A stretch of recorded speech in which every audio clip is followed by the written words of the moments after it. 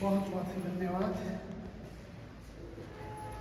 मैं महेंद्र जी की जो शुरुआत उन्होंने की है, हम कहते हैं पितृ देवताभ्यो नमः, कुल देवताभ्यो नमः, ग्राम देवताभ्यो नमः।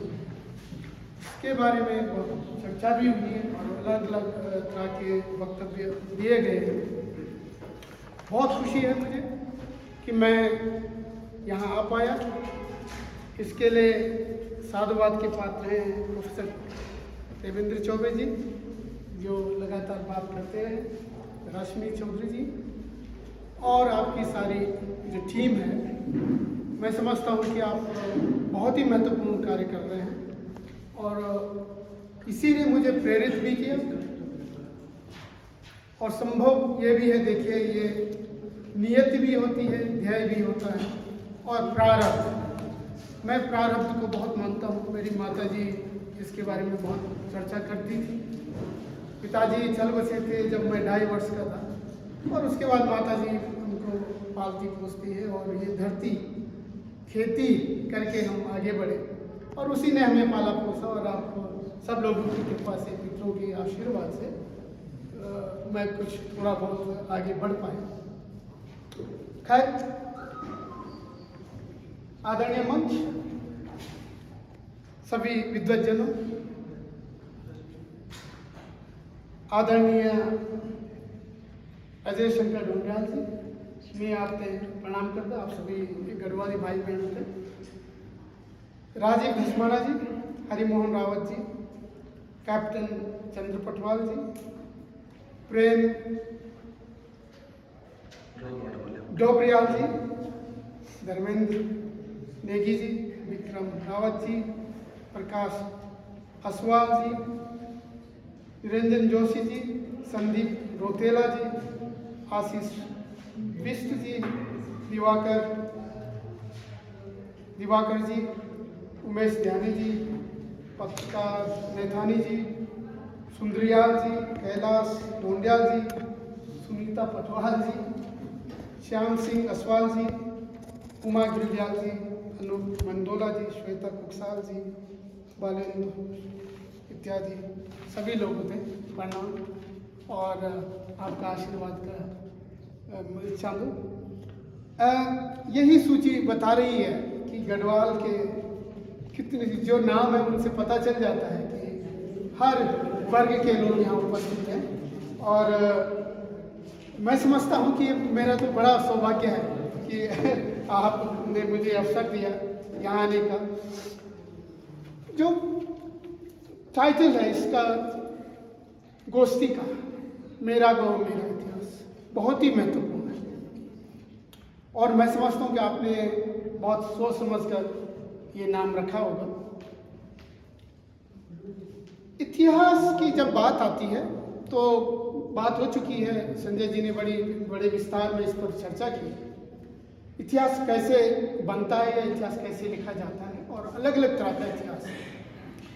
भारत के संदर्भ में अभी तक जो काम हुआ है वास्तव में, वो एक तो जो हम मानते हैं हार्डकोर जो इतिहास हिस्टोरियन है, जैसे रोमिला थापर है और दूसरे लोग हैं, उन्होंने लिखा है। और उनकी जो शैली होती है, उनकी जो पद्धति होती है इतिहास की, वो एक तरह से पूर्णता पश्चिमी इतिहास लेखन से प्रभावित है, पूर्णता।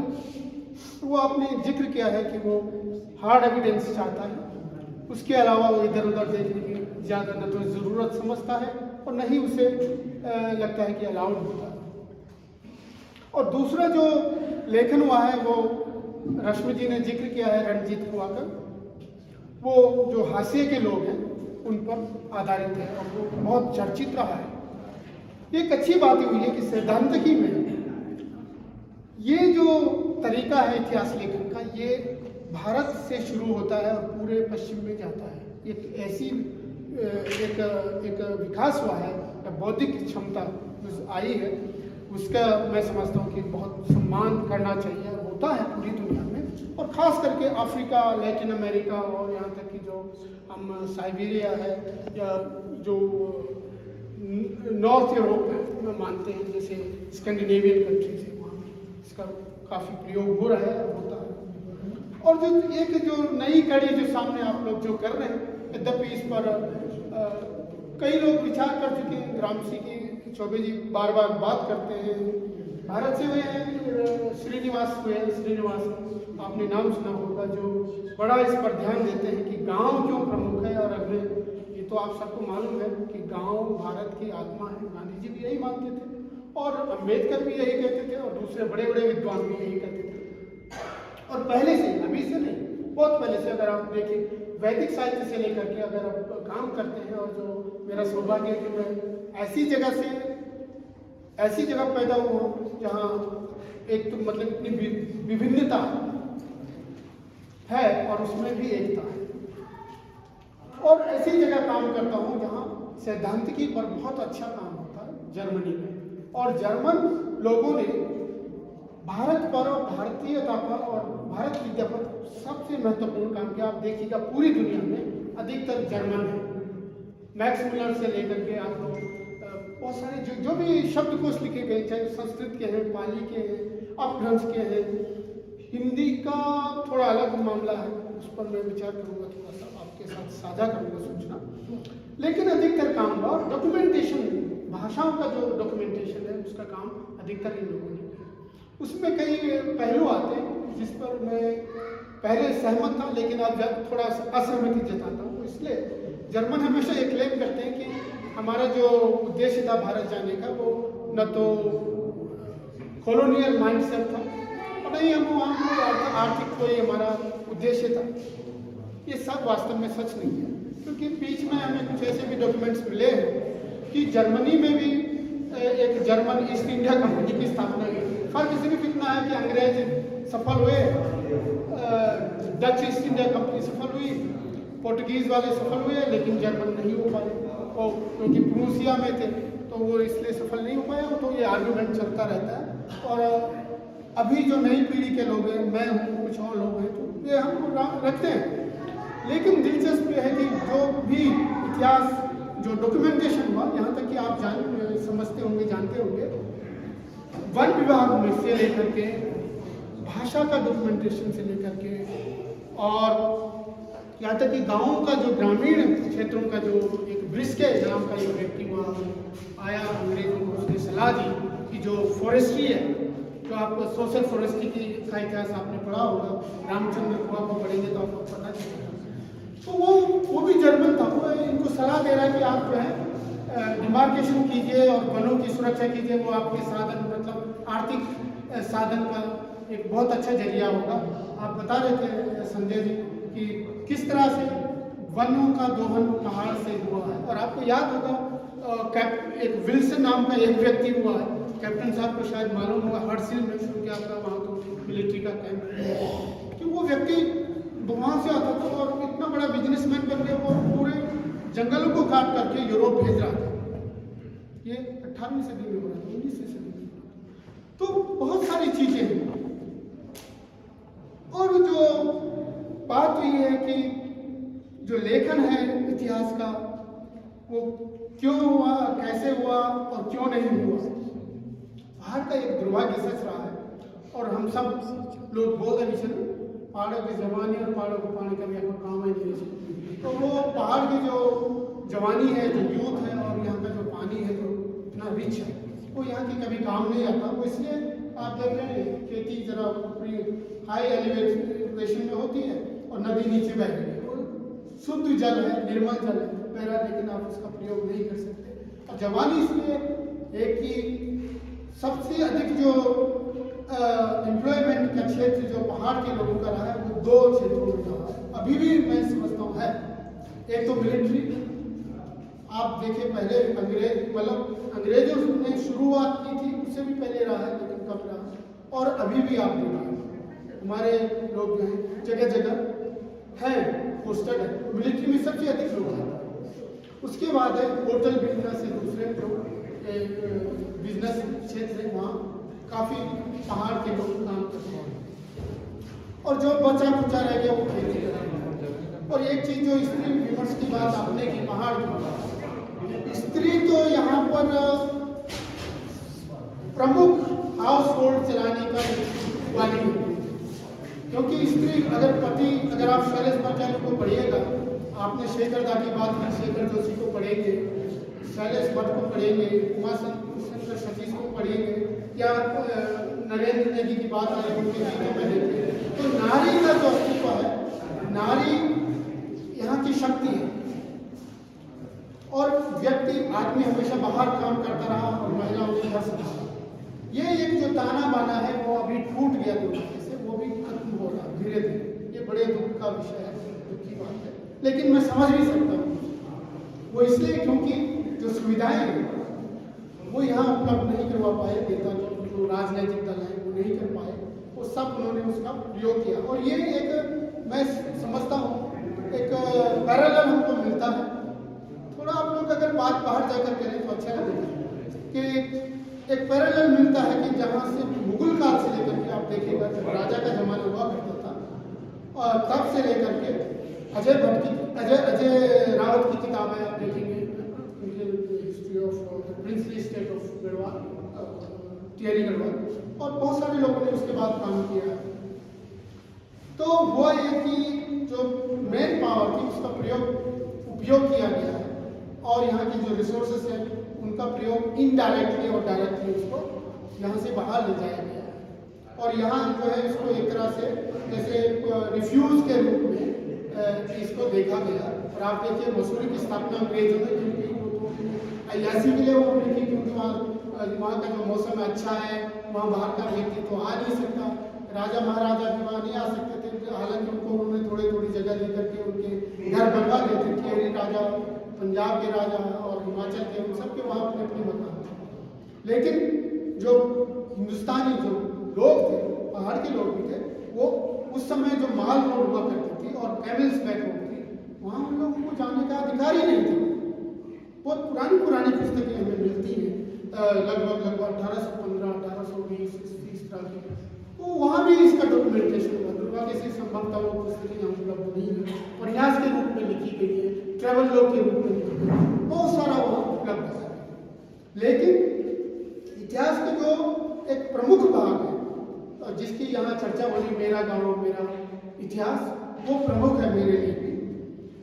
भारत विद्या का विद्यार्थी होने के नाते मैं समझता हूँ कि बहुत ही महत्वपूर्ण क्षेत्र है, क्योंकि जो लोग का मन है, देखिए हमारी फिलोसफी में 3 तरह की चीजें आती है। तो जो युक्तियाँ होती हैं, पत्तियाँ होती हैं, एक तो स्मृति, उसके बाद आती है जागृति, और फिर होती है युक्ति।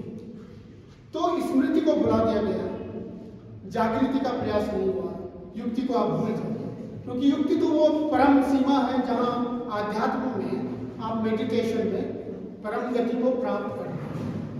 वो सिर्फ साधु महात्मा लोग वहां तक पहुंचते हैं। स्मृति में क्या हुआ कि स्मृति वो चलती रही सौभाग्य से, कि हमारा सौभाग्य है कि लोक गीतों में, लोक साहित्य में, या गाथाओं में, या कहानियों में भी जो खाना पखाना ये सब आपको मालूम है, तो जो कहावतें होती, वहां भी ऐतिहासिक तथ्यों को समाहित कर दिया गया।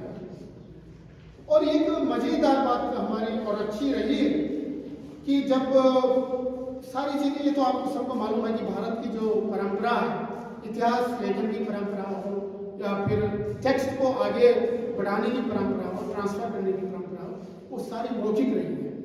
आप जो हमारे स्मृतियां हैं, उनका नाम ही इसलिए स्मृति, उपनिषद वगैरह सब ऐसे ही हुआ। और बाद का जो इतिहास है वो तो खैर आप सबको मालूम है कि इन्वेडर्स की वजह से बहुत सारा जो हमारा लेखन में भी या शिलापट थे या दूसरे थे, वो सब नष्ट कर दिए गए।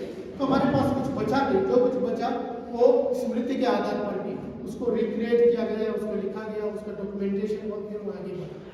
ग्रामीण क्षेत्रों में कुछ लोगों ने काम किया, और जो खास करके जो फोकलोर पर काम करने वाले लोग थे, आपको शायद एक कोकले का नाम याद होगा, कोकले 1935 में उप्रेती जी के साथ उन्होंने पुस्तक लिखी थी। और उसके साथ साथ बहुत सारा दूसरा काम हुआ जो शायद यहाँ तो नहीं छपा, लेकिन वहाँ जमा हुआ है। वो रोम में जाकर कई चीजें ऐसी डॉक्यूमेंटेशन हुआ है, यहाँ डॉक्यूमेंटेशन हुआ है, लोगों को पता नहीं चला, लेकिन वो रोम में उन्होंने उसको डॉक्यूमेंट कर दिया। पादरियों ने, मिशनरियों ने जाकर के वहाँ जमा है, उन्होंने उसको ताले में बंद कर दिया, आर्काइव में डाल दिया। वो एक्सेसिबिलिटी उसकी थी नहीं लोगों के पास। इसी तरह से आप देखिएगा कि जो ब्रिटिश जो लाइब्रेरी है, वहाँ बहुत सारी ऐसी चीज़ें हैं अभी भी उपलब्ध है, लेकिन वो हमको और आपको जो है वो एक्सेस नहीं देंगे उसका। मैं स्वयं गया था, मुझे मना कर दिया गया कि नहीं आपको आप किसी दूसरे के माध्यम से कुछ करवा सकते हैं, लेकिन हम आपको इजाज़त नहीं देंगे। यहाँ तक बात आती है। तो वो माइंडसेट, और ये जिक्र मैं इसलिए कर रहा हूँ कि ये समझने के लिए कि भारत में जो इतिहास लेखन की जो भी, चाहे वो अच्छाइयाँ हैं, बुराइयाँ हैं, लिखा गया नहीं लिखा गया, जो छूट गया, उसमें किस किस तरह से चीज़ें हुई हैं। हमारे यहाँ होने को ज़्यादा महत्व दिया जाता है बल्कि करने को। समझ रहे हैं? खाना बन गया, आप ये नहीं करते हैं कि मैंने खाना बना दिया, तो वो जो हैपनिंग्स है उसको ज़्यादा महत्व देते हैं। वो मुझे एक भाषाविद होने के नाते भी मेरे लिए बहुत महत्वपूर्ण है कि कौन सा व्यक्ति किस तरह के शब्द का प्रयोग कर रहा है और क्यों कर रहा है, क्योंकि उसके पीछे जो हमारी इननेट जन्मजात जो गुण होते हैं, वो परंपराएं होती हैं, वो काम करते हैं। और यही चीज़ जो है यहाँ सामने आती है भाषा के प्रयोग में। मैं ट्रैक से थोड़ा अलग चल गया, लेकिन फिर वापस आता हूँ। तो गढ़वाल मध्य हिमालय के जो लेखन है वो आप देखिएगा कि ताम्रपत्र है, कुछ बहुत कम बचे हैं, और कुछ शिलालेख हैं वो बचे हैं। अभी भी बहुत सारी चीज़ें। एक आपको घटना बताता हूँ। मैं स्वयं जब काम कर रहा था टिहरी डैम पर, टिहरी डैम के डूब क्षेत्र पर मेरा काम है, तो मैं डॉक्यूमेंटेशन कर रहा था कि क्या क्या उस क्षेत्र में जो डूबने वाला है, कौन सा मंदिर है, कौन से गांव हैं, किस जाति के गांव हैं, कितने लोग उस गांव में रहते हैं, वहाँ कौन सी फसल होती थी, वहाँ वेजिटेशन कौन कौन सा है, ईसर, पिनगोड, माल्टा, नारंगी, अखरोट, कुछ पेड़ से कुछ सब्जी होती है, ये सारी चीज़ों पर विचार हो रही है। तो कर रहा था, तो जहाँ खुदाई हो रही थी दुबाटा के नीचे, दुबाटा अगर आप में से कोई पहले आया होगा घूमने से, तो वो जगह है जहाँ से एक तो इधर कीड़ी शहर के लिए चली जाती थी और दूसरी सड़क जो है वो उत्तरकाशी के लिए चली जाती थी। और दिलचस्प यह है कि उसके नीचे वाला जो गांव था वो था एक तो जोगियों का गांव था, और एक जो है वो दूसरे जो हम कहते हैं, मतलब यहाँ पर हम आजकल तो लोग दलित शब्द का प्रयोग करते हैं, हम शिल्पकार का प्रयोग करते थे। अगर आप MP जोशी को पढ़ेंगे तो ही कंप्लीटली रिजेक्ट द टर्म दलित इन गढ़वाल। तो हम लोग ज़्यादातर शिल्पकार का प्रयोग करते हैं। वो इसलिए, अब ये देखिए जाति का इतिहास हो सकता है, समाज का इतिहास और संस्कृति का इतिहास, लेकिन उसके साथ ही जो संगीत का इतिहास है वो उससे जुड़ा हुआ है। वो इसलिए क्योंकि जो शिल्पकार होते थे, ये जो गढ़वाल में जो संगीत की परंपरा है, ढोल वादन, मसकबाज, गायन शैली, बेड़ा लोग आपको मालूम होगा, शायद जवान पीढ़ी को तो पता भी नहीं होगा कि बेड़ा क्या होता है। वो पूरी परंपरा नष्ट हो चुकी है। वो ये लोग थे जो कहीं अगर घटना कुछ हो रही है, कोई नया बच्चा पैदा हुआ है, कहीं कुछ और हुआ है, वहाँ का उसको डॉक्यूमेंट करके अपनी शैली में, अपने गीत में पिरो करके, वो जहाँ जिस गांव की वो लड़की होती थी, जहाँ उसका ससुराल होता था, वहाँ से जाकर के ससुराल पक्ष में जाकर के उस संदेश को लेकर आते थे और पूरी जगह जगह जाकर के उसको बताते थे। वो चाहे बाढ़ की घटना हो या कोई मर गया है, किसी ने आत्महत्या की है, आपका जो सतपुली है इसमें कितने गीत हैं यहाँ की बाढ़ में, आपके लेंस टाउन में जो बाग लगा उस पर कितने गीत हैं, और आपके जो दूसरे क्षेत्र हैं देवप्रयाग से लेकर उधर तक सारे अलग अलग तरह के सब जगह आपको मिलेंगे गाथों में गीतों। तो जो शिल्पकार हैं वो सिर्फ गीत का एक तरह से उसको कंटेंट या उसको प्रिजर्व नहीं करते थे, बल्कि संगीत को। आप में से पता नहीं कुछ लोगों को मालूम होगा कि गढ़वाल में ढोल वादन का एक पूरा ग्रंथ है, ढोल सागर। उसका हम लोग DR पुरोहित और मैं और कुछ लोग मिलकर के हम उसका कोशिश कर रहे थे उसको अनुदित किया जाए। गजब का डॉक्यूमेंट है। तो जब मैं देखता हूँ कि मैं उसको चूँकि आप लोगों की कृपा से थोड़ा संस्कृत भी करते हैं, हमारे संस्थान में मेरा दूसरा कलीगा संस्कृत की प्रोफेसर है, तो जब नाट्य शास्त्र को आप पढ़ते हैं तो आपको बहुत सारे पैरेलल्स मिलते हैं। और यहाँ पर फिर मैं आता हूँ उस सैद्धांतिकी पर जहाँ हम बात करते हैं great traditions and little traditions, मतलब जो हमारा मुख्य धारा की जो परंपराएं हैं, जैसे आप बात कर रहे थे कि शैव, शक्ति और विष्णु इतिहास, ये एक तरह से, और दूसरा जो आप बात कर रही थी मैडम भी और विष्णु जी भी, तो और आप भी बात कर रही थी, वो हो गया आपका लिटिल ट्रेडिशन, क्योंकि ये एक तरह से पैरेलल में चल रही है। लेकिन अब उसका जो आदान प्रदान होता है उसको हम यहाँ आराम से उसको हम प्रूफ इसलिए कर सकते हैं क्योंकि हमारे पास प्रमाण उसके उपलब्ध है। एक तो आप नाट्य शास्त्र को ले लीजिए, वहाँ से क्या होता है कि जो सूचना है वो जो भी टेक्स्ट है वो इधर नीचे समाज में आ जाता है, और रामायण और महाभारत ये सारे जो टेक्स्ट हैं वो हमारे लोक में प्रचलित हैं। और हम जो उत्तराखंड में हैं, आप न तो रामायण को न महाभारत को एक टेक्स्ट सामान्य टेक्स्ट के रूप में देखते हैं, but as a living text, they are entities. आपको सिख धर्म के बारे में मालूम है, पुस्तक क्या है? पुस्तक आम पुस्तक नहीं है, it is a body of Guru ji, it is a body, प्राण तत्व। और इसीलिए यही चीज हम जो हमारी जो परफॉर्मेंस ऑफ परफॉर्मिंग आर्ट्स है उसमें यही तत्व वहाँ समाहित है, वही दिखता है। तो जब मैं इस पर विचार कर रहा था, मेरे कलीग है वो रोलैंड, वो मेरे साथ भारत भी आया था 2007 में, और उसके बाद भी वो अफ्रीका पर काम करता था। तो मैंने कहा जरा देखो तो सही वहाँ क्या है। आपको हमें जानकर हैरानी हुई कि अफ्रीका में भी इस तरह की सारी परंपराएं उपलब्ध है। दक्षिण अमेरिका में भी जो माया, आपने माया ट्रेडिशन की बात की, वहाँ भी आपको मिलता है। और यहाँ तक कि शैमनिज्म जो आप कर रहे थे, जो तांत्रिज्म थी, तो तांत्रिज्म लोगों को एक तरह से एक मेरे ख्याल से गलत फहमी है कि तांत्रिज्म एक नेगेटिविटी साथ लेकर सकता है। नहीं, ऐसा बिल्कुल नहीं है। मेरे संस्थान में तांत्रिज्म पर एक बहुत बड़ी परियोजना चल रही है पिछले 10 वर्षों से, और हम लोग कई मेरे ऐसे मित्र हैं जो डॉक्टर्स हैं, मेडिकल डॉक्टर्स जर्मन है, वो क्या करते हैं, कम से कम 2 को मैं जानता हूँ, वो शमान को नेपाल से बुला करके वहाँ जर्मनी में, और इस तरह से अपने जो उसके जो मनोविकार के जो साइकोलॉजी से जो प्रभावित जो उसके पेशेंट्स हैं उनको ट्रीट करता है। तो आप कभी सोच सकते हैं इस पर, तो कोई अभ्यासकार इसको मानेगा नहीं, they will completely reject it and से दिस इज एब्सोल्युटली नॉनसेंस। ठीक है, लेकिन it is happening, but it is happening, ये हो रहा है। और ये सारी परंपराएं जो है एक तरह से हमें इधर से उधर ले जाते हैं, उधर से इधर ले जाते हैं। और इसी तरह से जो लोक तत्व है, लोक में जो चीजें हमें देखने को मिलती है, आप पूरा देखिए राम का जो चरित्र है रामायण में, वो आपको पूरे लोक में मिलता है, शब्द शब्द, और हर जगह उसका उपलब्धि आपको मिलती है। रामायण की तो खैर बात बहुत बड़ी हो जाएगी, आपने पढ़ी होगी 300 रामायण आपने पढ़ी होगी, और बहुत सारी दूसरी बातें होती हैं। आप तो पूरे सिर्फ भारत में नहीं बल्कि इंडोनेशिया, मलेशिया, यहाँ तक कि फिलीपींस एंड और इवन जापान, कोरिया, और हाँ वो इंडोनेशिया में आ गया, और बैंकॉक, सब जगह आपको ये परंपरा मिलेगी ये रामायण।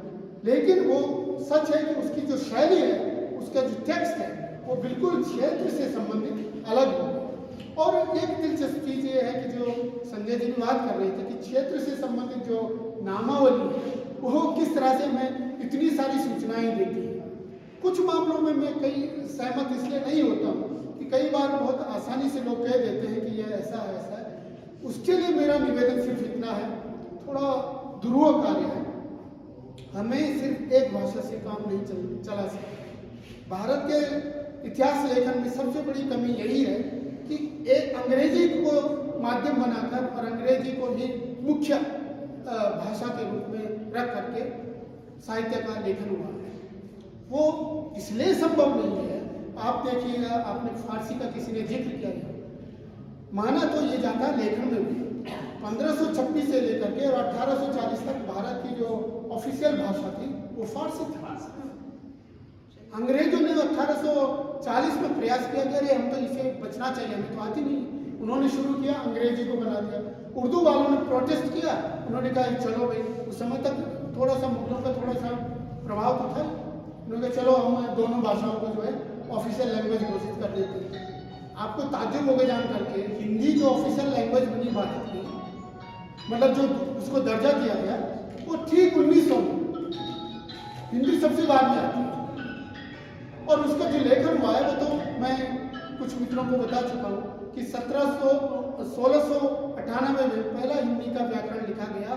वो भी एक डच व्यक्ति था, वो बड़ा क्रिमिनल था यूरोप में, डच ईस्ट इंडिया कंपनी के साथ यहाँ आता है और वो भाषा का इतना बड़ा महत्व समझता है और वो अपना सीखता है हिंदुस्तानी, उसको डॉक्यूमेंट करता है, उसकी शब्दावली में शब्दकोश तैयार करता है अपने लिए और थोड़ी बहुत व्याकरण बना देता है लैटिन नहीं, वो डच को लेकर, डच भाषा, और उस पर आगे बढ़ता है। वो पूरे यूरोप, सेंट्रल एशिया और औरंगजेब के साम्राज्य का उसके पीछे एक बड़े मैनेजर का काम करता है और सबसे उसको मिनिस्टर का दर्जा दिया जाता है। इसी तरह से 1704 में जो मैन्युस्क्रिप्ट लिखा गया, अब देखिए ये मैन्युस्क्रिप्ट लिखा एक पादरी ने, फ्रांसवा मारी दे थ्रो, फ्रेंच था, और उसने सूरत में लेकर, ये दोनों लोग सूरत में रह करके एक व्याकरण तैयार कर रहे हैं हिंदी का, उसने देवनागरी का भी प्रयोग किया। अब बात ये है, मैं क्यों कह रहा हूँ, ये इस परिप्रेक्ष्य में कह रहा हूँ कि जो माइग्रेशन की थ्योरी है, ये माइग्रेशन के साथ साथ जो भाषा का की यात्रा होती है, साहित्य की यात्रा होती है, लोक साहित्य की यात्रा होती है, वो उससे जुड़ी हुई। आप सूरीनाम जाएंगे, आप मॉरिशस जाएंगे तो आपके भोजपुरी वहाँ मिल जाएगी और कई चीजें ऐसी होंगी जो आपको भी पता नहीं है, वहाँ पता है लोग, है ना, वो साथ चली गई। तो यही चीज हुई कि सूरत में बैठ करके हिंदी का व्याकरण लिखा गया और ये सब। और इसी तरह से कई लोग, वो व्यक्ति यहाँ तक आए, आपके गढ़वाल तक पहुंचे और गढ़वाल से तिब्बत गए, ये फ्रांसवा मारी दे थ्रो, और वापसी में वो जो पटना में उसकी मृत्यु हो गई। तो कहने का तात्पर्य मेरा यह है कि कई चीजें इधर से उधर होती हैं और भारत के संदर्भ में तो बहुत बड़ा एक तथ्य है, भारत एक विभिन्नता में एकता का देश है और यहाँ जितने भी आज तक हमको मालूम है भाषाओं के जो वर्ग हैं, जो फैमिलीज हैं, वो लगभग भारत में सब उपलब्ध है। चाहे आप इंडो बर्मीज का सारी इंडो यूरोपियन ले लीजिए, इंडो फारसी उधर ले गिरेनियन ले लीजिए, आप फिर जो तिब्बतो बर्मीज ले लीजिए, यहाँ की भाषा वो, इसका जिक्र मैं इसलिए कर रहा हूँ क्योंकि गढ़वाली, कुमाऊनी और हिमाचली में बहुत सारे ऐसे शब्द हैं जो इन भाषाओं से यहाँ आए हैं। और मैं संजय जी से कल आज सुबह वार्ता हो गई थी कि गीतों पर आपने भी बात की। मेरे मित्र जो क्लास पीटर छोड़कर है वो लिंग्विस्ट हैं और एथनोलॉजिस्ट हैं, तो हम भी साथ मिलकर काम करते हैं। तो देखा ये गया कि आपके जो ईरान और अफगानिस्तान का जो बॉर्डर वाला एरिया है, वहाँ से लेकर के और फिर आप आते हैं कश्मीर और फिर हिमाचल और फिर गढ़वाल का जो जौनसार बाबर का जो एरिया, वहाँ हमको बहुत सारे पैरेलल्स भाषा के प्रयोग में मिलते हैं, बहुत सारे। वही नहीं, महासु देवता आप देखिए, उनको जो है कश्मीर में चुरा करके ले आए गए थे। इसी तरह जो यहाँ तो देवताओं की भी चोरी होती थी, वो एक जगह से दूसरी जगह ले जाते थे। और ये नई बात नहीं, आप वैदिक युग में देखिए या मैं फारसी का इतिहास पढ़ रहा था, वहाँ भी ये कहानी थी। इस्लाम के आने से पहले वहाँ भी ये होता था पूरी दुनिया में, और इधर अफ्रीका में भी होता है। अफ्रीका में पूरा क्या कहना चाहिए, पत्थर ही उठा के ये इसलिए क्योंकि जो हमारी जो क्या कहना चाहिए, हमारी जो आस्था है, जब ये हो जाता है कि इससे हमें कुछ मदद मिलती है, तो वो वही बात है कि वो लोग उसको चुराएंगे। जैसे आजकल गहने छोड़ लेते हैं, पैसे छोड़ लेते हैं, और पहले वही जो जानवर होते थे उसको चुरा के ले जाते थे। पूरी दुनिया का यही है, सिर्फ यही कर। और भारत में तो मतलब हमारे जिस क्षेत्र में हम खड़े हैं, यहाँ तो कुमाऊं और गढ़वाल के बीच इतना झगड़ा होता था, इतने झगड़े और चोरी होती थी। और उधर उसके बाद गोरखा की आपने बात की, तो वो शायद मुझे लगता है कि 1803 में गढ़वाल में आए और 1793 में, और साथ में 1797 में वो कुमाऊं में आए। 1815 में फिर अंग्रेजों से गढ़वाल के राजा को निवेदन करना पड़ा, भाई इनसे छुटकारा दिलाओ, क्योंकि उन्होंने सब कुछ नष्ट कर दिया था, मंदिर तोड़ दिए थे, जो तांत्रिक टेक्स्ट थे उनको जला दिया था, जो पंडित लोग थे उनकी पोथियों को जला दिया था, बहुत सारी चीजें हुई। तो वो इतिहास सब वहाँ चला गया। लेकिन अच्छी बातें हुई, जो हमारी माताएं और बहनें थी, जो मांगल गीत की आपने बात की, वहाँ बहुत सारी चीजें अभी भी जीवित रह सकी। और जो गाथाएं हैं जिसके बारे में आप भी बात कर रहे थे, बहुत सारे हुए हैं। जीतू बगवाल का नाम आता है, सिधुआ विधवा की बात किसी ने की, बहुत सारे ऐसे हैं। और उसके बाद अभी आप देखिएगा गब्बर सिंह को तो आप जानते हैं, जो विश्व युद्ध में जो गए थे और उनको बड़ा मेडल मिला था, उन पर भी आपको हजारों ऐसे गीत और लोकगीत और लोक गाथाएं मिली है। दूर मत जाइए, गांधी बाबा को देखिए। गांधी के संदर्भ में मुझे मेरा एक लेक्चर था, यूजीसी ने करवाया, तो मुझे थोड़ा ये लगा कि गांधी पर कहीं लोक साहित्य में होगा कुछ, मुझे थोड़ा शक था। लेकिन गढ़वाली में तो बहुत सारे गीत मुझे मिले और उनमें सुभाष चंद्र बोस, नेहरू जी और उनका जिक्र आता है, तक बर्लिन का जिक्र आता है, हिटलर का जिक्र आता है। और आपके बिहार भोजपुरी में तो गांधी को क्या करना चाहिए, वो दूल्हा बना दिया गया, गांधी को दूल्हे के रूप में प्रस्तुत कर दिया। और नेहरू जो है ढोल बजा रहे हैं, इस तरह का प्रस्तुतिकरण है। तो आप जब उसको देखते हैं, लोक की अपनी शैली होती है किसी भी साहित्यिक या घटना को या कुछ भी जो भी होता है समाज में उसको डॉक्यूमेंट करने की। तो मैं समझता हूँ कि भारत विद्या का विद्यार्थी होने के नाते I am absolutely convinced that the documentation of folklore is part of history. आप उसको नकार नहीं सकते, क्योंकि ये यूरोप में क्या हुआ मैं आपके साथ साझा करना चाहूँगा। थोड़ा समय ज़्यादा ले रहा हूँ, लेकिन ये जरूरी है आपके साथ साझा करना। यूरोप में जो डॉक्यूमेंटेशन हुआ फोकलोर का, लोकगीतों का, लोक गाथाओं का, वो बहुत पहले उन लोगों ने शुरू कर दिया था। और उसको फिर बाद में जब इतिहास लेखन शुरू हुआ, obviously they had the evidence, they had the written text. उनके पास तो था, हमारे पास तो नहीं था। हमारे यहाँ तो प्रिंटिंग प्रेस भी बाद में आई। मैन्युस्क्रिप्ट जो लिखे गए वो तो या तो नष्ट कर दिए गए, या हमारे कुछ लोग थे जो स्वार्थी लोग थे और बहुत ही, मैं तो उनको दुष्ट लोग कहता हूँ, माफ कीजिएगा, वो इसलिए क्योंकि उन्होंने वो मैन्युस्क्रिप्ट बेचे हैं। आज भी कुछ लोग ऐसा करते हैं। मेरी जानकारी में मैं नाम नहीं लेना चाहता, देवप्रयाग में ही कई ऐसे पुरोहित हैं जिन्होंने वहाँ से डॉक्यूमेंट जो काम जो वैसे जो डॉक्यूमेंटेशन थे, जो हम कहते हैं मैन्युस्क्रिप्ट्स, वो बेचते हैं वहाँ अंग्रेजों को, जो अमेरिकन आते हैं उनको बेचते हैं। मसूरी में मेरे सामने कई लोगों ने, वहाँ 2-3 बनिए लोग हैं, माफ कीजिए, वो कहना नहीं चाहिए, लेकिन वो बेचते हैं, वो उनको धंधा बना दिया उसने। आप मूर्ति की बात कर रहे थे, वो ये यही लोग जो इस तरह का काम करते हैं, उससे पैसा बनाते हैं, वहाँ से ये हो गया, वहाँ से ये, अपना काम चला। तो हम दूसरों को दोष देने से पहले अपनी गिरेबान में हमें देखना चाहिए, हमें ये सोचना चाहिए कि वो चुना, इसके लिए हम स्वयं जिम्मेदारी हैं। और जो साहित्य लेखन है उसमें ठीक है, हम जो मुख्य साहित्यकार हैं देश के और जिन्होंने लिखा, आजकल बड़ी बहस होती है, दक्षिणपंथी वामपंथी आपस में लड़ते हैं मरते हैं। मैं समझता हूँ ये बहुत ही बेकार की बात है, बेवकूफ़ीपूर्ण बात है। ऐसा नहीं होना चाहिए, क्योंकि जिन लोगों ने लिखा उन्होंने कुछ तथ्य उनके सामने थे, और एक व्यक्ति एक ही काम कर सकता है। आप रोमिला थापर को ये नहीं कह सकते कि भाई तुमने जो है वो ये वाला डिस्कोर्स छोड़ दिया। रोमिला थापर थोड़ी करेगी सारे काम, दूसरों को भी तो काम करना चाहिए। ये समस्या देश की है, और जब तक ये नहीं होगा कि हम मिल करके हर क्षेत्र में काम करेंगे, चाहे वो मुख्य धारा का इतिहास हो, चाहे वो हास्य का इतिहास हो, हास्य के लोगों का इतिहास हो, या फिर मेरा गांव मेरा देश का इतिहास हो, उसमें सबको आकर के साथ में रह करके एक दूसरे का सहयोग लेकर के आगे बढ़ना होगा। और ये कोई नई बात नहीं है, ये बहुत आम बात है यूरोप में। आपको जानकर हैरानी होगी, पंचतंत्र तो भारत में लिखा गया था।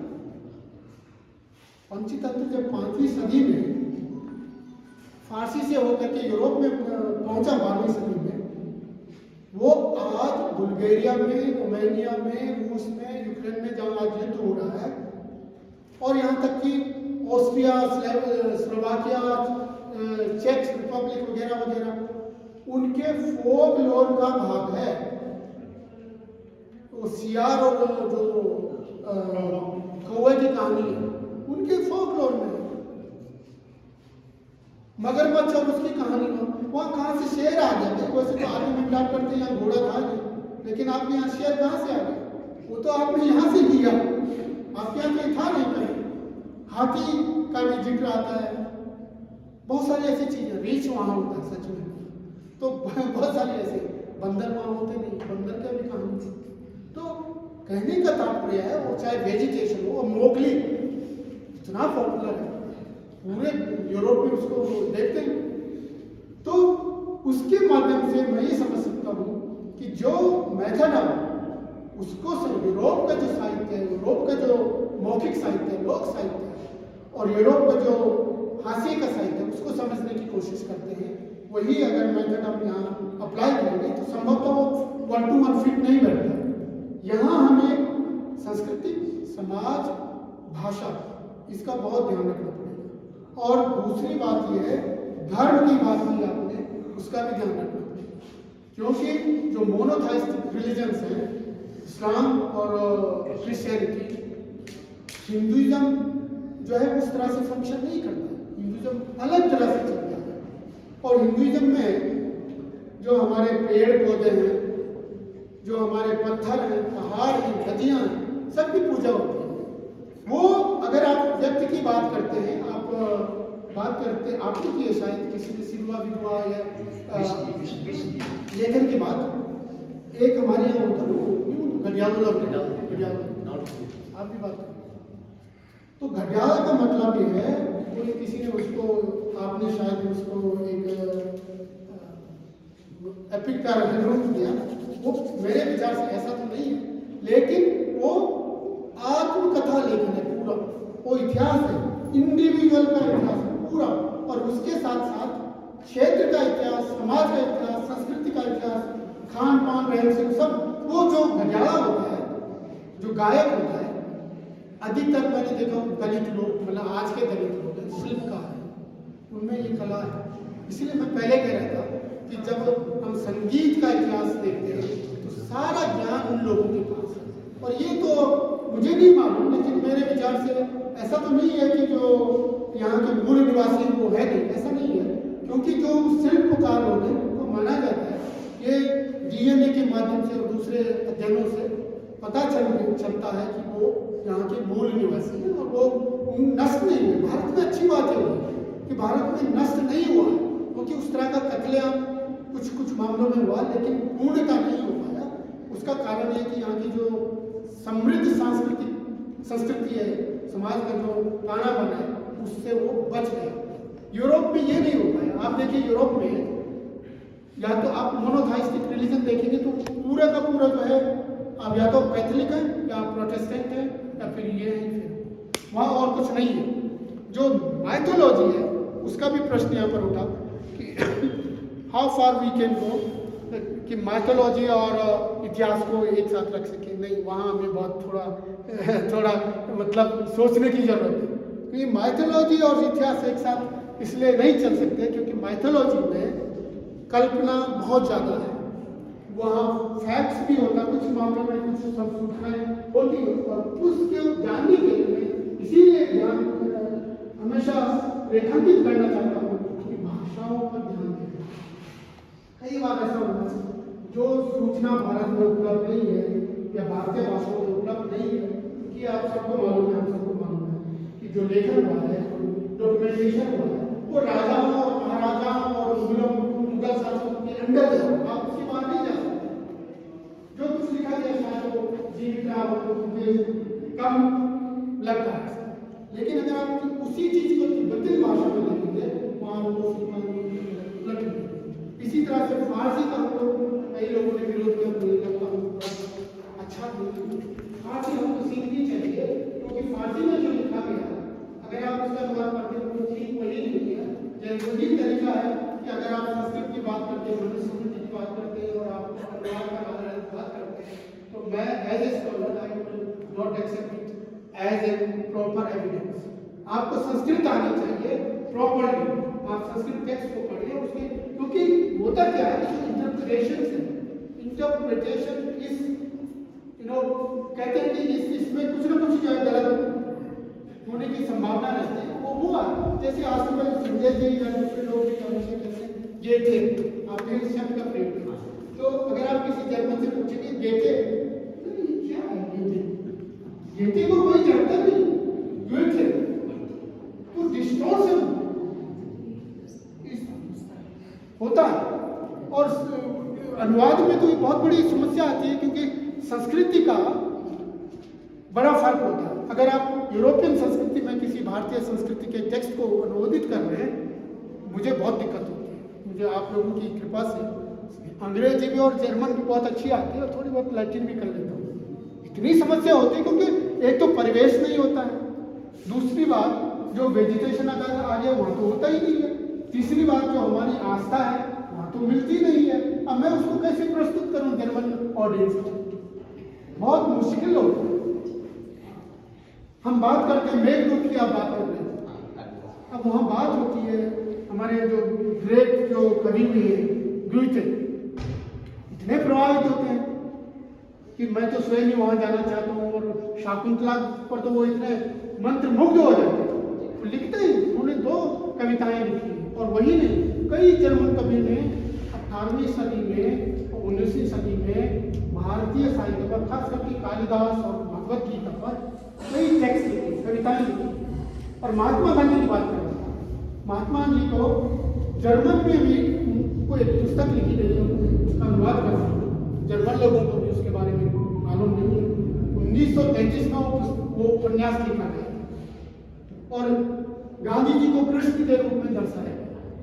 और इसलिए सुदर्शन चक्र का भी जिक्र आता है, और वो इसलिए कि हिटलर का तो सुदर्शन चक्र काटेगा तो और कोई नहीं काट सकता।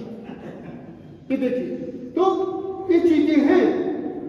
जरूरत इस बात की है कि हमें एक तो धैर्य से काम करना है, दूसरी बात यह है कि सच्चाई से काम करना है, गुणवत्ता पर ध्यान देना है, और तीसरी बात यह है कि इससे पहले कि आप नकारात्मकता पर विचार एकदम नकार दें किसी चीज को, उसमें थोड़ा सहम, हमें जो मैं बात कर रहा हूँ या हम बात करते हैं, हमारी गढ़वाली में तो बहुत बात होगी, संयम बड़ी चीज नहीं होती। शाम की झगड़ा होगा कि अगली सुबह चाय पानी साथ साथ और सास बहू का तो खैर हमेशा का यही रहता है। तो ये पूरा इतिहास मेरे लिए तो इतिहास ही है, क्योंकि वो जब हम समाज की बात करते हैं, परिवार की बात करते हैं, आपने शायद एक शब्द प्रयोग किया था, वो अरसा अरसा, और आपने रोड का जिक्र किया। वो मेरे ख्याल से दूसरे गढ़वाल के दूसरे क्षेत्र में अलग है। अरसा तो ठीक है, पर रोड तो वो रोड का पूरा इतिहास अलग है। रोड छोटे छोटे बनते हैं, नहीं वो स्वाद हमारे यहाँ उसको स्वाद बोलते हैं। रोड का जो इतिहास है, रोड का इतिहास वो बहुत आपको तांत्रिज्म में मिल जाए, सच में बहुत पुराना है ना। रोड हमारे यहाँ 2 तरह के बनते हैं, एक तो देवता को चढ़ाने वाला, हाँ वही, और बिल्कुल जो है रोटी की तरह बनता है, और एक है बेटी को दिए जाने वाले रोट या विशेष मौकों पर खाए जाने वाले रोट। वो लकड़ी का एक विशेष सांचा होता है, और उसमें टाइट हमारे यहाँ उसको उसको दबाते हैं। मैं ये नहीं कि मैं आपको जो चढ़ता हूँ ये भिन्नता की बात है। आपका चलो छोटा सा क्षेत्र है, और यहाँ वो शब्द अलग है और वहाँ वो शब्द अलग है, लेकिन मतलब ये क्यों मैंने उसका जिक्र किया, इसलिए कि मिस इंटरप्रिटेशन की इतनी बड़ी संभावना है अगर हम उसको सही ढंग से नहीं देखेंगे। तो मैं एज ए नाउ मतलब बाहरी होने के नाते ये कह, और ग्रियर्सन की कोशिश की थी, ग्रियर्सन को इसीलिए सफलता नहीं मिली क्योंकि उन्होंने जो टेक्स्ट लिए थे और जिन लोगों से उन्होंने लिए थे वो अधिकतर हिंदी वाले थे, तो गढ़वाली नहीं समझते थे ज़्यादा, तो वो पूरा उसका जो क्या कहना चाहिए, उसका जो अध्ययन का जो ध्येय था, जो उद्देश्य था, पूर्णतः पूरा नहीं हो। हालांकि बहुत अच्छा किया है लेकिन नहीं हो पाया। क्या कहना चाहिए, कैलोग ने बहुत अच्छा काम किया, अलग अलग भाषाओं को उन्होंने तुलना की और फिर लोगों को जिनके पास जा करके रहे वहाँ के उस भाषा के बोलने वाले को उसका अध्ययन किया, उसको लिखा।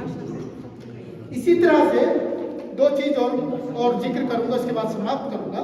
एक तो नदी का और जो नेचुरल रिसोर्सेज की आपने बात की, आप देखेगा कि जो फेलिंग ऑफ द ट्रीज हुआ है 19th सेंचुरी में, विल्सन की बात लेने की, उसके बाद जो चिपको आंदोलन है, बहुत बड़ा आंदोलन बना, लेकिन वो एक तरह से कुछ मामलों में सफल रहा।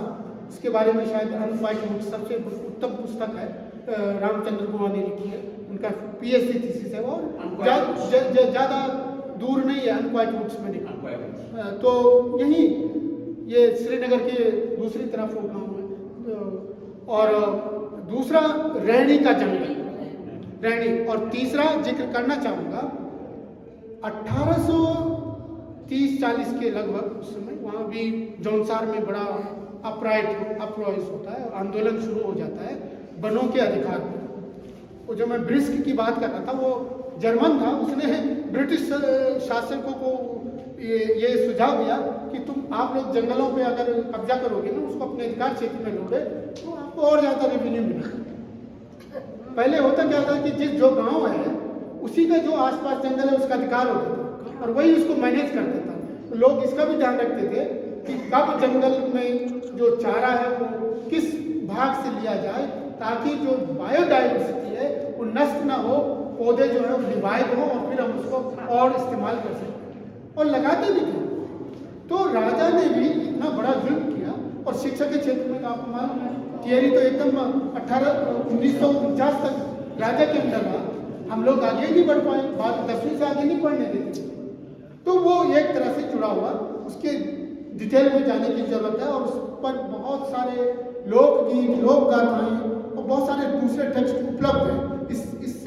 इसके बारे में उमा शंकर सतीश ने बहुत अच्छा काम किया वो जौनसारी पर, और आपसे जो गीत लोग डॉक्यूमेंट कर रहे हैं वो भी बहुत महत्वपूर्ण। और दूसरी बात मैं कहना चाहूँगा, चिपको आंदोलन जो हुआ उसका एक अपना अलग इतिहास है, वो आधुनिकता में आ जाता है।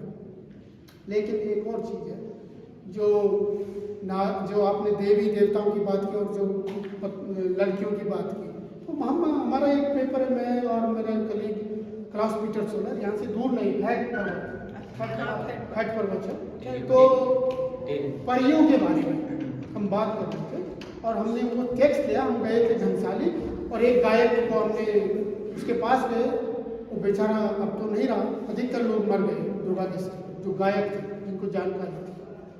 तो हमने वो टेक्स्ट रिकॉर्ड किया, और फिर हमने उस पर काम किया, और फिर उसको हमने जो यूरोप में जो चीज़ें उपलब्ध हैं, जो सूचना उपलब्ध है, कैसे वो काम करते हैं, आप यकीन कीजिए वो पब्लिश आप मैं भेज सकता हूँ लोगों को, थोड़ा लंबा है, करीबन 100-150 पृष्ठ का है। उस गीत में एक तो संगीत का जिक्र आता है, घाटी का जिक्र आता है, नदी का जिक्र आता है, पानी की वैरायटी का जिक्र आता है, हवा का जिक्र आता है कि किस तरह की हवा शुद्ध है, अशुद्ध है, सुबह की है, शाम की है, उसका जिक्र आता है। उसमें महिलाओं की वैरायटी, मतलब जो प्रेत आत्माएं हैं उसका जिक्र आता है, अलग अलग तरह की। जो मान लीजिए जो विधवा, जो महिला गर्भवती होती है, जब मर जाती है, तो क्या उसकी किस तरह की वो उसकी आगे की जो क्या कहना चाहिए छवि है, या जो उसका रूप बनता है वो क्या है। अगर अनब्याही लड़की मर जाती है वो कैसी है, वो तो जीतू बगवाल वाली कहानी आपको, वो उसकी आत्मा को हर लेती है। और इसी तरह से बहुत सारी चीज़, और यही पैरेलल आपको अगर आप दिलचस्पी रखते हैं तो वैदिक साहित्य में सब उपलब्ध है, वैदिक साहित्य उपलब्ध है। तो ये जो, और यूरोप में जो निफ्स का जो ट्रेडिशन है, जो परंपरा है, परियों की कहानियाँ बिल्कुल लगभग उस तरह से। तो इसका जिक्र मैं इसलिए कर रहा हूँ कि जो पर्वतीय क्षेत्र थे, जहाँ भी पहाड़ है, वो एक सिंबल रहे रिफ्यूज की। जब भी समस्याएं हुई है इंसान उस तरफ गया, और डर, भय, ये भी चीज़ जो है ये कैसी होती है। आपने देखा नहीं कोरोना काल में, मैंने सुना है कि कई लोगों ने तो पूजा पद्धति भी शुरू कर दी थी। सच में इसका आया, यहाँ नहीं, अफ्रीका में भी हुआ, ये भी हुआ। तो देख रहे हैं कि मानस जो है, मन की जो हम लोगों का जो मानस है किस तरह से काम करता है, तो इसका ध्यान रखना बहुत जरूरी है। और मेरे ख्याल से महेंद्र, आप तो ज़्यादा जानते हो, थिएटर में मेरी कलीग है तो अमेरिका में कैथरीन हैंस, उसने बहुत ही सुंदर काम किया है ये जो बाजारों में जो मतलब वो होते हैं ना नौटंकी परियोजना का, और उसमें किस तरह के एलिमेंट होते हैं। दूर मत जाइए, अभी 2014 का इलेक्शन हो रहा था, उस समय मैं घूम रहा था इधर उत्तरकाशी में और दूसरी जगह। उत्तरकाशी में मुझे एक जगह ऐसा जगह, मेरे पास वीडियो रिकॉर्डेड है, एक आदमी वो बना हुआ है मोदी बीजेपी के, एक आदमी वो बना हुआ है कांग्रेस में, और वो पंडवाली पांडवाटा गा रहे हैं, और उसी शैली में उसी तरह से ढोल बज रहा है, उसी तरह से संगीत बज रहा है, और पूरा उसका एकदम थिएटर मंचन हो गया, अब बाजार में हो रहा है। तो एक शैली है जिसको हम कई बार जो लोग अध्यात्म पर काम करते हैं या धर्मशास्त्र पर काम करते हैं, हमारी यहाँ बड़ी परंपरा है, विश्वास भी है कि गर्भगृह की बहुत बड़ी महत्व है। आप गर्भगृह से बाहर नहीं जा सकते, और गर्भगृह को आप एकदम मतलब कोई भी चीज़ है न तो उसकी स्थापना कर सकते हैं आराम से, और नहीं आप उसको तोड़ सकते। लेकिन लोक में सब कुछ संभव है, और वो पूरा उसका इतिहास है। एक और बात कहता हूँ, राजा महाराजों का जिक्र जो है मैं बहुत कम लोग उसका विरोध कर पाते थे कि चीरी महाराज जब वो उनको गोरखाओं ने भगा दिया और अंग्रेजों की शरण में चले गए, जब वो वापस आते हैं और टिहरी में अपनी रियासत बसाते हैं, तो गीत वही धारमंडल और उस क्षेत्र के लोगों ने गीत बेडाओं के माध्यम से, औजियों के माध्यम से शुरू किया, और उसमें तोता एक जो है वो मुख्य पात्र है, तोता पैरट, और वो जो गा रहा है वो तो उसका एक तरह से गायक है। राजा से वार्ता हो रही है, वो बोलते राजा बोलते हैं चल दूने तोता टीरी का शहर, ये पूरा लंबा है, अभी इसमें नहीं है। तोता सुनता है, और तोता इतनी मतलब वो व्यंग्यात्मक ढंग से उसे कहता है, अरे क्या बेवकूफ और कमजोर और बिल्कुल वृद्ध राजा, तो क्या मेरी परवरिश सुरक्षा कर पाओगे? अपनी जनता को तो तुम कुछ दे नहीं पाए, उनकी सुरक्षा नहीं कर पाए, मेरी क्या कर? राजा को गुस्सा आता है, राजा तलवार निकालता है उसको मारने के लिए, वो तो पक्षी उड़ जाता है। अब देखिए कितना बड़ा सिंबॉलिक है। वो सिंबॉलिक इसलिए है क्योंकि मैं एक बार रतूड़ी जी से बात कर रहा था, सत्य प्रसाद रतूड़ी हुआ करते थे, मसूरी में रहते थे, और बड़े फ्रीडम फाइटर्स थे, जो नागेंद्र सकलानी और श्रीदेव सुमन से भी मिले थे कभी। ये तो बड़े बड़े हमारे क्या करना चाहिए, जो मंगल पांडे जो आपके यहाँ हुए, उस तरह के यहाँ ये हुए कीर्तिनगर में, और श्रीदेव सुमन को तो बिल्कुल राजा ने मार दिया था जेल में बंद करके। वो लोग थे, वो बता रहे थे कि हम लोग इस तरह का व्यंग्य इस्तेमाल करते थे ताकि जो पुलिस है उसको समझ ना आए, लेकिन पब्लिक को समझ आए, इस तरह की चीजें होती थी।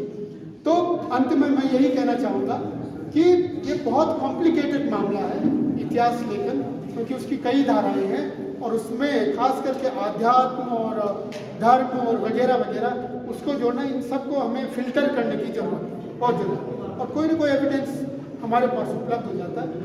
बहुत बहुत धन्यवाद, आपने मुझे अवसर दिया।